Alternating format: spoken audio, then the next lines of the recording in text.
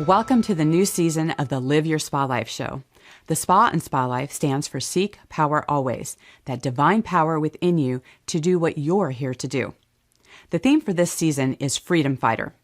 Amazing people like you share ways to ensure your freedom physically, financially, spiritually, and in your relationships to create a world-class life. In these times of uncertainty, it's time for you to move past the distractions and start trusting yourself more through your God-given knowingness. No one truly knows better what's best for you than you. In this season, you'll have plenty of examples of people choosing their best life and giving a voice of freedom to those who are also looking to have their best life. Thank you for sharing your precious time with us and being part of the Live Your Spa Life conversation.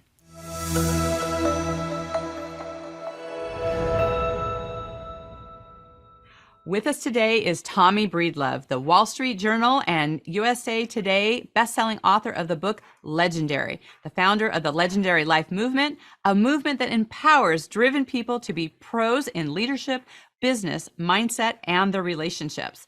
Tommy challenges high achievers to stop chasing the ghost of more and win and to lean into the legendary leaders, spouses, and humans that we and they and everyone were born to be. Tommy, welcome to the show. Diane, I am so grateful and humbled to be here. Thank you for having me. Let's lean in. Let's do it. So legendary, why is that your word and how did you start on that path? Yeah, I love that word legendary. And it came to us at the very end of writing the book. I find it very aspirational. But what I love about it the most is it's granted to us by other people. Now, in today's modern society, people probably do call themselves legendary, but most people do not take them very serious. What I like about it is it's given to us by our peers, our communities, our families, the organizations we serve, and ultimately, did we make a positive impact on the people we touched in this beautiful planet, or we did not? And so right at the very end of writing the book, the title came to us, and I was like, yes, that is so inspirational, because Tommy Breedlove certainly does not think he is a legendary human being, but I am working very hard to aspire to be. And so that's literally how it came to fruition at the very end of the book. Right. Well, au contraire, I believe that you are legendary. I think we all actually come into this world with that we are that, and it's living into that and improving every day and in the ways that we want to have impact. And, on this path of being legendary, and especially in leadership, right? We want to look to someone that we actually want to follow. And so what is, you talk about having like 5 different keys to that. What are those to you? So the 5 keys to building you're talking about for being a legendary leader. Yes. So here's what I think the first one is: confidence. I think we not only confidence in the crafts that we do. I think there's 2 types of confidence. One is the work that we do or the impact that we want to make. What gets us up every day, and what are we working on, that 1,000-hour rule? Are we, like in my business, we run retreats and group coaching and masterminds and experiences. We get up every day to work really hard on being world-class in those things. But also confidence is about self-esteem, self-love, self-respect. How do we lead others if we don't lead ourselves? How do we love others if we don't love ourselves? And truly, when you look in the mirror, are you seeing an enemy or an ally? So to me, that's all part of confidence too. Number 2 would be optimism. We got to be optimistic. Are we negative Nellies? Are we being the change that we want to see in the world? Are we glass half full? Are we abundant? Are we open-minded? Are we growth mindset? Or are we fixed in fear, a fixed mindset, a scarcity, and all that? So number 2 would be optimism. Number 3 would be, are we being authentic? Are we truly being ourselves, who we were born to be? For 36 years, I was wearing all these masks. I was never Tommy. I was always the tough guy, important guy, never asked for help guy, the life of the party guy, and an arrogant guy. And all of that was just insecurity on steroids, because I was never taught to be who I really was. I was actually taught at a very young age that I was a piece of garbage and not good enough. And I believed that story. And when I started doing this work to find out who Tommy is, who I am, where am I going, who's going to be, and do it with humility and not arrogance, that's when I could show up in the world as authentic. And literally, I read every day. I just want to be who I am and take that out to the world. So number 3 would be authenticity. 4 would be consistency. Literally showing up every day with consistency, honoring your word and showing up. So many people in this world just simply can't show up. If you show up every day for yourself and other and honor what you're going to say you're going to do and live your core values, that puts you in the top 10% of all life. And to me, it's consistency. And number five is every day working in your zone of brilliance. I mean, where your God-given talents, your purpose, for lack of a better word, and using that every day to make it an impact. So to me, that's more legendary leadership, which, by the way, great question, because that's book 2. The book Legendary is all about internal leadership. How do we have more purpose, more success, more like how do we lead ourselves better, master our mindset, reconquer our time, master our emotions. Book 2 is going to be external leadership, which we just talked about. So I love that.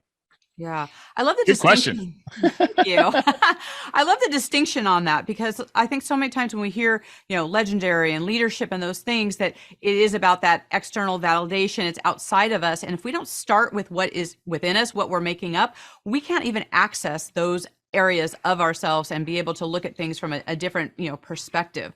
So, you talked too about reconquering your time. Talk about where's that coming from? So I think the only two real, if people ask most people, if you ask them what they want more of, it would be time and money. And money is the result of great behaviors, and it's just a tool of driving value into a marketplace. And so money is also a mindset, but that's about a 4-hour podcast. But when we're talking about time, every single human being has the same 24 hours on earth as every other human being. Now, one of us have more 24-hour time period or less. It's just priorities, how we manage our time, boundaries, what we say no to. How do we manage our downtime? Are you on text, social media, email, which email and text is usually someone else's to-do list, and social media is just an addictive waste of time. And so when people say they're too busy, that means someone else is in charge of their time and they're not in charge of their time. When someone says, I don't have enough time to do this, no, that's not true. You do have enough time to do this. You are choosing not to do that. And to me, time management is one of the most important tools that we're not taught. Our parents don't teach it to us. Our businesses don't teach it to us. Our schools don't teach it to us. We have to teach it to ourselves. And I have this rule, especially in time and other human beings. If they're not a hell yes, they're a no. Because who we allow in our time, and how do we, our time is depreciating every second of every day of every moment. And our time is the most valuable asset we have. And so why are we going to spend it around people that are not a hell yes? Why are we going to spend it around times that don't move, use our time to things that don't move the ball, or we don't enjoy, or people don't want to be around, or in work we don't like? So to me, it's about prioritization. It's about saying no, and it's about the power of choice. And it's about what you schedule. What you schedule is actually what happens, and manage your time. And again, I'll say it again, one no is worth 1,000 yeses. So important. And yeah, I think that the most underutilized tool is the calendar, because what you do put in there, those are becoming your priorities. And, so many people day to day, they go, well, I have to do this and I have to do that. Well, you don't want your life to be that. You want to be able to look at your calendar and go, what do I get to do? Like, Amen. What juices you up, what actually has you move forward on things. And I think it's so important. And when you talk about being a leader, some people go, well, I don't, maybe I'm an entrepreneur, I don't lead anybody, right? So, but there's always people that we lead. And one of the things you talk about is leading yourself. So how do you get out of your own way and be that leader to get yourself on the track of doing what you're here to do? So for me, the number one failure in life and in leadership, and they're the same thing, by the way, is awareness, self-awareness, self-leadership, truly knowing thyself. Knowing who we are, where we're going, and who's coming with us. So if you say, I don't lead anyone, that's wrong. First of all, you lead yourself. Agreed. And if you have a family, if you have a spouse, if you have a significant other, if you are friends, sometimes you're going to be the leader, sometimes you're not going to be the leader. But it starts with leading yourself first. And what I like to talk about, when we're in the beginning stages of people coming to my retreats or our community, or our masterminds, or our experience, is what we want people to go to is, if whatever area in their life they're not happy or successful. Is it their relationship? Is it their business? Is it their money? Is it their friendships? Is it their love life? Whatever it is, or is it with themselves? When they look in the mirror, they don't like what they see, or they suffer with, I'm not good enough, whatever that is. Whatever it is, here's where we want people to go. We want you to go from ignorance. It's not that you're a bad person and you're not good enough. That's just a story you're telling us. We want to go from ignorance to awareness, like looking in the mirror and know that's the problem and the solution. And where do I need to go? And what are the tools and steps I need to take, so that then we go from transformation. Most people, here's the problem when they go from ignorance to awareness. Is it in business? Is it in success? Is it in communication? Is it in friendships, in life, relationships, love, whatever it might be? Once they get to awareness, they get nervous and they don't take the steps, the simple tools every day to go to transformation. And what's the problem with awareness is once you're aware, you can't become unaware. And awareness can be a platform that you stand on and begin doing the work to transform so that you can live the life of your dreams. Or awareness can be the anchor that holds you down and the shame monster, because now you know and you can't not know. The key is, what are you going to choose to do about it? Right. Oh, such a great distinction on that. So what does living a legendary life look like to you? So for me, it's about freedom. Hmm. And I want to go through the different stages. It's Yeah. about freedom. It's about not letting people who don't matter. It's Yeah. about constantly taking action in our life to our very last breath. It's about living a life of purpose. It's about building toward financial freedom or independence, because money is so important in this world that we live in. And by the way, it's a magnifying glass. If you're a really good person, it'll magnify that. If you're a really bad person, it'll magnify that. It's about surrounding yourself with world-class people. I'm talking about your significant other. I'm talking about your friends and your inner circle who make you better, who make you happy, and who are net givers. You just said it. It's about owning our own time. It's also about mastering our emotions and mindset so that we live a proactive life and not a reactive life. And it's also about looking in the mirror and loving what you see, standing with your shoulders back, head up, and knowing that you are worthy, enough, valuable, and lovable, and that you're not alone in whatever fears and insecurities you have. What are you going to choose to do it? And finally, and the last two things, it's about having intimate, real relationships, real, authentic, vulnerable relationships with your significant other, your friends, your family, your children, whoever's important in your life, and being who you are, but having intimate relationships with them and really knowing who they are. And finally, it's about lightening up, having some fun, and living the good life. And so that's what I aspire to be. I'm not there yet, but I work my butt off every day to get there. I like to tell people I wrote an aspirational book that's fun, simple, and actionable, but I'm not there yet. Nice, nice. I love the pursuit of that. I love touching when you touch on like relationships and about, we say that we're like the sum total of the 5 people we spend the most time with, and the people that we have chosen to be in our inner circle, and the people that reflect, what we want to do and help support us, keep us accountable, all of those kind of things. And, as much as we can work on ourselves, it's really, I think, comes to the test when we are connecting with other people, right? And how that reflects in other people. And a lot of people talk about relationships being hard. Why do you think they say that, and what can they do about it? Because relationships are hard. Because you've got 2 perfectly imperfect human beings or a community of human beings. And it's communication. It starts with knowing thyself. And I think we like truly knowing ourselves, like what are our strengths, what are our weaknesses, how do we communicate, how do we not communicate, what's our love language? And it's also our expectations. I think we have so much unreasonable expectations on ourselves that we're A, so hard on ourselves, and B, we're hard on others. Right. But every human being brings their desires, their insecurities, their wants, their needs, their dreams, their hopes, and they're different than yours. Their love language is different from yours. What they grew up and how they grew up and what they read and who they hung out with is different than you. And finding the common middle, being open-minded, not setting unreasonable expectations, being authentic, leading with love, and being curious first and not critical second. This is why relationships it's really communication, and being who you really are and knowing who you really are. But also relationships are very difficult because we fail to set boundaries, because we really do put too much credence in what other people think about us. And at the end of the day, they're really not thinking about us. They're thinking about themselves. I promise you. And so I think it's a stew of all of that, and knowing that we all struggle in it. It's not if you're going to struggle with your relationship with your significant other or your children or your friends or your colleagues. It's when, and knowing how to look in the mirror and being open-minded to how you can get better, but also being authentic and asking and communicating and talking through it. That's why it's so difficult. Right, right. Well, you know, it's interesting that whole thing around communication. I was just talking with someone earlier today around, you know, with the whole technology, we've become more disconnected from people because we'll text them, or, you know, we don't actually sit down in the same room and talk to them. And, you know, although there's great things like here, you and I get to talk and we're in two totally different places here on Zoom. But for the day-to-day experience, we want to actually have that communication and be able to connect with people and really get to know them on a level. And I think that when people start asking, like, how much do you actually know about the people closest to you, you'd be surprised about when people be like, oh, I didn't even know that about you, right? Because we didn't ask those questions. Yeah, and I think that's such a valid point. I think that's what made not just the social element of it or the sickness element of it when you're coming off of this pandemic is people, we're also tribal creatures, and we need to touch each other. We need to hug each other. We need to be around each other. We need to be in community. We're tribal at the end of the day. I mean, we're pack animals.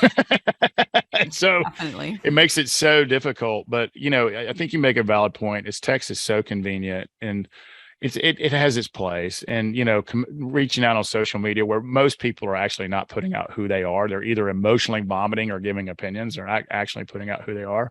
But Right. there's nothing better than having breakfast, lunch, coffee, a glass of wine, going for a walk, or having just a great conversation around a fire with a trusted friend, or a walk in nature. It's the most powerful thing we do. And, you know, some of the regrets that people have at their end of their life is that they didn't spend enough time with people. They really didn't get to know them better. And I'm not saying you have to get to know everyone better. Pick 5 people and just go all in on them. Yeah. And, you know, you're going to lose some friends, you're going to fire some friends, you're going to add some friends, but to pick 5 people, go all in on them. And then you'll realize over time that these people will become your biggest assets, your biggest fans, and your biggest champions if they truly know who you are. But be careful. Only let people who make you better, make you happy, and are net givers in your inner circle. Those are my 3 criteria. They have to make me happy, or make me better, and both. They have to be net givers. So that's my rules for friendships. Nice. I like it. I like it. You talked earlier about love language. What's your love language? Affirmation. I need to Nice. be told how important, cute, smart, how great I am, how good at the work. And by the way, my wife's love language is not that, and she finds it exhausting. And so she's that person who's like, man, I told you I do when we got married. When I change my mind, I'll let you know. So I have to call my buddy Chris Tuff to get my affirmations every day, because he's a words of affirmation person too. And Nice. so, but knowing that about ourselves and working at it, hers is service, showing up, acts of service and showing up, acts of service and showing up. So part of my visualizations every day, part of my meditations every day, part of my writings every day is, how do I show up better as a husband? How do I serve better? And most importantly to me, and I think we all struggle with this, is I swear to you, I want to be the same person behind closed doors that I am out in public. And so I think we both work really hard. Like, I called her, this is funny, true story. Is behind the curtain. I had a big keynote recently, and I called her 5 times, which is 5 more times than I normally call her during the day. And about the 5th call, I'm like, so the reason I keep calling you over is because I really want you to tell me how good I'm going to do at this keynote today. And she goes, damn it, Tommy, I told you that in our first call. Oh So my we God, that is so we great. communicate and practice our love languages all the time. Yeah, it's so great. You know, my husband and I, we talk to people about like relationship, and using like the love language is such a key part of that. And part of why I asked that is that we have different ones. He's also words of affirmation. So I'm going to have him call you, and you can call him, and you guys can We'll get that text each nailed other. in. You're the best. You're the best. You're awesome. And, you know, for me, it's touch. And so it's different, you know, and these things that interact with each other and how they are. But when we know what this is, then we can kind of show up for people, or you create the people in your life that have that. So I think it's so important to have this distinction on that. And speaking of distinctions, I'd love for you to share about, what is the distinction about confidence versus self-esteem? Yeah. And we'll go back. So confidence to me is, you see, so I'll give you hopefully this is not a punch you in the face answer, because you see so many confident people who have low self-esteem. Most of us have low self-esteem because we're constantly inundated with negativity. We're not good enough. And it's not that people are malicious or they're doing it to us. I mean, look at the media around us with all the negativity, both sides. Look at social media with the envy and jealousy factor and the division. Look at, teachers and all this. I mean, we're constantly inundated with negativity and shame. And so we feel like we're not good enough. We feel like we can't be ourselves. We feel like if I show weakness, no one will like me, or no one will trust me or respect me. And we put power where power is not due. So first, confidence is about being really world class at what you do. And we see so many athletes, entertainers, business people, motivators, artists who are world class in their craft, who haven't cultivated high self-esteem, and it ends up in disaster. Media stuff, news stuff, breaches of integrity, even worse, depression, even worse than that is taking their own life or someone else's. And so that's someone who struggles not only with probably some mental stuff, but also self-esteem. And so for me, confidence first is about being really good at what you do and knowing that you're really good at what you do. And by the way, if you don't know what you're really good at, ask 3 of your closest friends, they will. Number 2, self-esteem is cultivated. It's about, I equate it to our physical muscles. We have a heart muscle, a mind muscle, a soul muscle, and our physical muscles. And if we don't work out on them every day, they atrophy. And we're not told to work out on our heart muscle. We're not told to work out on our mind muscle, our soul muscle, and our physical muscles. We know our physical muscles, and we know if we don't exercise, we'll atrophy. Same thing goes with your mental state, your emotional state, and your spiritual state. So there's small tools and techniques and small workouts with less than an hour a day on your body, mind, soul, and spirit. There's things that you can do every single day to get stronger. And when you get stronger, you stand taller, you say no more, you look at yourself in the mirror with humility and know that you're lovable and good enough. You see an ally and not an enemy. And you know that no matter what life throws at you, you've got this. That's when you've cultivated very good self-esteem. Yeah, I love that distinction. It's so important. I was just thinking as you were sharing that, I've got clients who I do consulting with them, and they're very confident and they're experts in what they do. But the part is, and this is where I bring in like my experience as a police officer. I worked, undercover, and the things is like, you have to trust yourself and you have to build that and you have to be able to do that to do what you do. And I find that a lot of times the leaders I work with, they will make these decisions and they'll be confident in it, but then it's the self-esteem aspect is like, was it the right one? And second guessing yourself and the other part of it. And you got to kind of marry those two together to really see, okay, how am I being versus how am I letting other people affect who I am and what that looks like. And that's why that inner circle, this is where this all ties in together, is all interrelated, is that when you have those people who are, giving you those affirmations, they're showing you your blind spots, they're having you look at these different things, it allows you to be that totality of a person versus just that singularity of what people see. And that was a perfect example you mentioned with social media, is like people don't really see who you really are in that. And so that's why we do need to have those real relationships that show up and support us in the ways that we need. Couldn't agree more. It is so critical, but the relationship with yourself is the most important. Building those muscles and loving what you see in the mirror. And I'm going to tell you, you're not alone, because I'm 48 years old. The first 36 years of my life, I felt alone, insecure, not good enough, not worthy, not lovable. And I'm a 6'2.5" big guy. And it looked like on the outside, I had it all together, but on the inside, I felt alone, scared, worried, insecure. And that came out in arrogance. That came out in all the things we told, because again, I came from humble beginnings, violence, abuse, made a lot of mistakes along the way. And I thought by being, rich and powerful and having all the status, I would be happy. But wherever I was, there I went, the shiny objects. And I think all those things are important. I want everyone to have those things. But self-esteem, emotional health, mental health, spiritual health, and physical health, those are cultivated, worked on, worked out. And you do it as a tribe, hang around with people that are important, but learn to love and respect yourself first so that you can learn to love and respect others better. That's the key to this whole life. Oh, so important. And I was thinking about when you're saying like cultivating these things, it made me think of like, our environments are so important, like where we put, like you're in a beautiful space in front of you, which is so great. For those who are just listening, there's like nature and trees and water and just, it's beautiful. Yeah, it's beautiful back there. It's amazing, right? The environments that we immerse ourselves in make a difference in our lives. And so, in our homes, we have different experiences in our kitchen versus our bedroom or our office. What's your favorite home in your room and why? Oh, my porches. That's a thing. Yeah, it's a thing, man. I don't know. I think I was born outside, or I don't know. I love the sounds of nature. I love the seasons. There's nothing better than me than sitting on a porch, drinking a cup of coffee, reading, having a conversation, a glass of wine, a great conversation like this. That's why I chose, I'm kind of a migrant right now because we're renovating a house. So I chose this space to set up a little impromptu studio. I'm out in nature. I hear the birds. I'm talking to you. I'm doing my Zoom stuff, but I'm just out in it's nature's my church. And so it to me is porches, and it could be your porch. So my favorite room in your house would be porch. My second favorite room would be any room with a fireplace.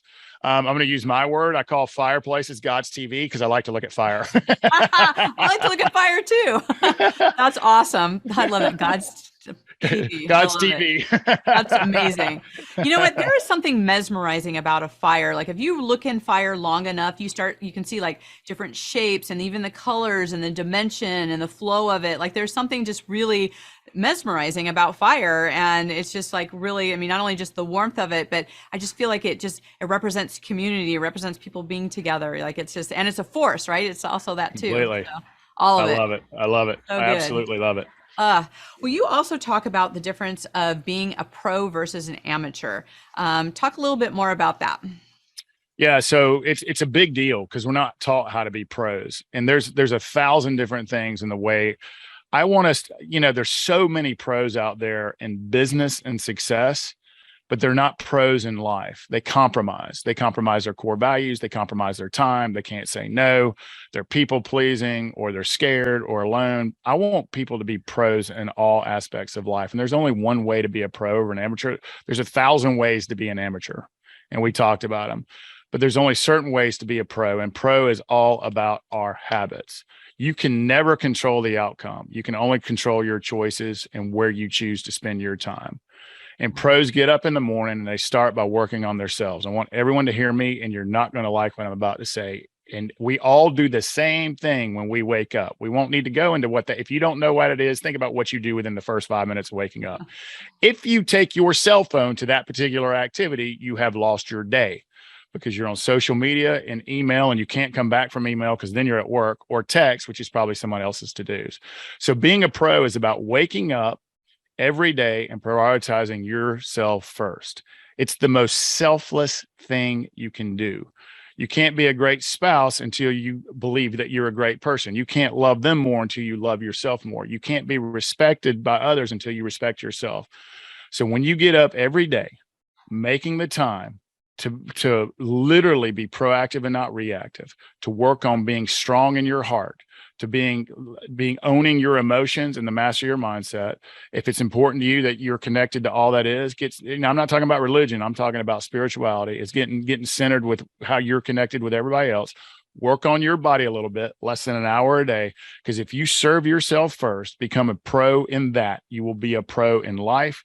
You will be and I'm talking about always growing, because if you're not growing, you're not dying. If you're not always learning, pros are also open-minded and not certain about anything. I find the more that I travel, the more that I do coaching, the more I talk to other people, I really don't know anything. So pros are curious first and critical second, open-minded. They take action. They lead with love, and they're fully present in everything they do. And that's because they do the reps every day on themselves first. They put the mask on themselves first, the proverbial get on the plane, put the mask on yourself first, so that you can go lead, love, and serve others purposefully and impactful as you can. That's what pros do. And that's a whole book as well. Absolutely. Well, speaking of books, have you read or you're familiar with Stephen Pressfield's The War of Art?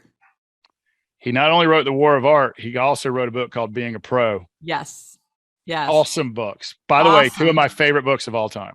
Yeah, so great. I mean, and that's actually like a great, just like look at one page a day kind of thing. And it just really, it orientates us, to be able to look at how is it that I am being a pro today? And, am I having a day where I'm being an amateur, right? I'm not being consistent. You talked in the very beginning about those whole things around confidence and optimism and being that, authentic and just all the consistency and zone of genius, all these things that you were talking about in the beginning, right? This is being a pro. This is actually creating the habits that you get to have this in your day-to-day life. And it's a choice, right? It doesn't just happen. It's not, nilly-willy, anything like that. It's about being consistent and choosing to be able to do this. And that just gets us down to being legendary. So I love that so much. And God willing. Yes, absolutely. So as you know that our our theme for this season is, choosing freedom. So in what ways are you choosing freedom today? Saying no. Absolutely saying no. And it's so hard for me because I'm a helper and giver. I'm a teacher, I'm a healer, I'm a mentor, I'm a giver. But I also get taught, I get mentored, and everybody on the planet wants to pick my brain because of my big time financial background and make them more successful because they think that when they're more successful financially, they'll be more happy. And I'm like, it's not. And so I'm constantly getting blown up on text. Help me with this deal. This is urgent. I need your help. I need to pick your brain. And that's just code for their time is more valuable than my time. And that's not true. I am a very kind, loving, compassionate human being. Maybe one of the most but my niceness is earned. And you've got to earn the gift of this is what I do for a living. So why am I going to give it to you for free? So saying no and honoring my time, honoring my commitment. And that time I could be spending talking to you, petting my dog, serving someone that really matters. So saying no, that's how I'm honoring my freedom today. I love that. When I learned that you alluded to it earlier about the hell yes or hell no, it's like, there is no middle ground when you're choosing your time. It's like you can be clear on what it is. And when you know why you're here and what your bigger purpose is, then it makes it much easier to make those kind of decisions. So I think it's fabulous. I think that's a great thing for people to be with. And I know that our listeners are going to want to stay in contact with you. How can they best do that? Oh, email me directly at Tommy@TommyBreedlove.com. We have 3 retreats coming up at the beginning of 2023. And those retreats are for executive or entrepreneur men and women who want more clarity to their life, who they are, want to know exactly who they are, where they're going, who's coming with us, but also want tactics and tools on how to be a pro and on the self-mastery. They're all about self-leadership so that you can go lead others. Reach out to me directly at Tommy@TommyBreedlove.com. Fortunately, I have 2 other people who help me guard that inbox and my time. So I'm in love with that. But if you want to know, also, if you want to check out Legendary, if you're not a reader, I will read it to you on Audible if my Southern accent doesn't bother you. But yeah, check out the book Legendary. I think the reason it became a Wall Street Journal and USA Today bestseller, it's simple, it's actionable, it's fun, but you can actually implement it into your life. It's not theory. These are things I've learned from others and done, and stories I've learned from others, and mentorship I've got, like Stephen Pressfield, who's quoted in the book probably 4 times. Nice. I'm a fanboy of his, just FYI. And so, yeah, check out Legendary. Either I'll read it to you or read it to yourself. But if you're interested in one of our upcoming experiences or retreats or Legendary Live stuff, please email me directly at Tommy@TommyBreedlove.com. Thank you for letting me share that, by the way. Absolutely. My pleasure. And Tommy, just thank you for sharing your wisdom and your journey and just giving people the insights that they need. You're so very welcome. Here's to everybody building and living a legendary life. Love it. Love it. And to our listeners out there, you are who we're speaking to. If you've got some things where, you haven't distinguished that confidence and really, had the tools and things that you want to do. And maybe you're like, I'm kind of living a little amateur these days and I want to have some structure and some tools and things here. Check out Tommy. If you have in any of the social media, ask either one of us a question. We want to reach out and support you. Share this with someone. People forget about having those close-knit circle of friends, the tools that you need to have. I mean, in the back of our mind, sometimes we go, oh, we know that, but what are you doing about it? And this is about taking action and sharing it and getting it out there in the world. So until we connect again, live your spa life. Bye for now. Bye-bye.